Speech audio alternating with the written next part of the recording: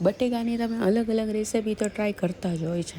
આજે એક એવી જ રેસીપી બટેકાની હું લઈને આવી છું જે બનાવવી એકદમ ઇઝી છે, 15 મિનિટમાં બનીને તૈયાર થઈ જાય છે. પણ જો તમે આ રીતે બટેકા બનાવી લીધા ને તો એક પ્લેટ તો તમે એમને ટેસ્ટ કરવામાં જ ખાઈ લેશો. અને જેની સાથે બનાવ્યા હશે ને એની સાથે તમારે પાછા બીજી વાર બનાવવા પડશે, એવા ટેસ્ટી બને છે. તમે રોટલી પરોઠા હાથે સેવ કરી શકો છો, પણ મારી જેમ જો ખીચડી હારે ખાશો ને તો ખીચડી ખૂબ ટેસ્ટી લાગશે. બનાવવું એકદમ ઇઝી છે. બટેકા લઈ લેવાના છે, બેબી પોટેટો હોય ને તો બેબી પોટેટો લઈ લેવાના, મસ્ત મજાના એને ધોઈ લેવાના પાણીથી, કેમ કે આપણે એને છાલ સાથે જ વાપરવાના છીએ. તો એને પહેલાં સરખી રીતે ધોઈ લેવાના અને પછી આપણે એના 2 કટકા કરી લેવાના. આવડી સાઇઝના આપણે એના કટકા કરવાના છે. જો તમારી પાસે બેબી પોટેટો ન હોય અને જો તમે રેસીપી બનાવી હોય ને તો પછી તમારે મોટો બટેકો હોય ને એને એક સાઇઝના એટલે કે એક સરખી સાઇઝના કટકા કરી લેવાના, જેથી બટેકા એક હારે મસ્ત મજાના ચડી જાય. તો બટેકાના કટકા થઈને તૈયાર થઈ ગયા છે. હવે આદુ મરચાં લસણની પેસ્ટ કરી લેવાની. આદુ મરચાં લસણમાં જો લસણ ન ખાતા હોય ને તો લસણ સ્કીપ કરી દેવાનું. આદુ મરચાંની પેસ્ટ તો જરૂરથી બનાવજો અને અધકચરી પેસ્ટ બનાવજો, એકદમ લીસી પેસ્ટ નહીં કરી નાખતા. પછી વઘાર કરી લેવાનો. તો વઘાર માટે તેલ જોઈએ એટલું મૂકવાનું, ઓછું મૂકશો ને તો પણ સરસ લાગશે.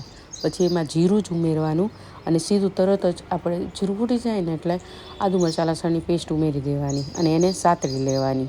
ધીમા ગેસે આપણે એને સાતળી લીધા પછી તરત બટેકા ઉમેરી દેવાના છે અને આપણે એને મિક્સ કરી લેવાના એક વખત. હવે એમાં હળદર ઉમેરી દેવાની છે, સાથે ચીલી ફ્લેક્સ ઉમેરી દેવાના છે અને અહીંયા ઓરેગાનો ઉમેરી દેવાનો છે અને સાથે મીઠું ઉમેરી દઈને એને મિક્સ કરી લેવાનું. અને થોડુંક લાલ મરચું પણ ઉમેરીશું, જેથી ચીલી ફ્લેક્સથી તીખાશ ન પકડી હોય તો લાલ મરચાંથી તીખાશ પકડી જાય. અને પછી આ બધી વસ્તુને મિક્સ કરી દેવાનું છે. હવે આ બટેકાને ચડવા દેવાના છે આપણે એમાં.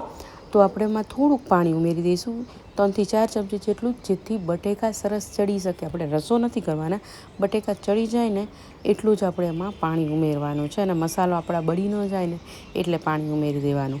તો બસ હવે ઢાંકીને આપણે ધીમા ગેસ ઉપર એને ચડવા દેવાનું છે. પછી 1 થી 2 વખત ચેક કરી લેવાનું, હલાવી લેવાનું, જેથી આપણા બટેકા ચડી ગયા છે કે નહીં એ ચેક કરી શકાય.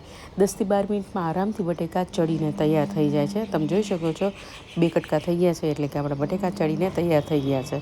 તો બસ લાસ્ટમાં થોડાક ફુદીનાના પાન ઉમેરી દેજો, એ ટેસ્ટમાં ખૂબ જ સરસ લાગે છે. તો ફુદીનો સરસ ઉમેરજો અને લીંબુનો રસ અને ઓરેગાનો ઉમેરજો, એનાથી ટેસ્ટ ખૂબ જ સરસ વધી જાય છે. તો બસ મિક્સ કરીને ફટાફટ એને સર્વ કરી દે. તો તૈયાર છે આપણા મસ્ત મજાના બટેકા. આ બટેકા એમનેમ પણ ખાવામાં ખૂબ જ સરસ લાગે છે.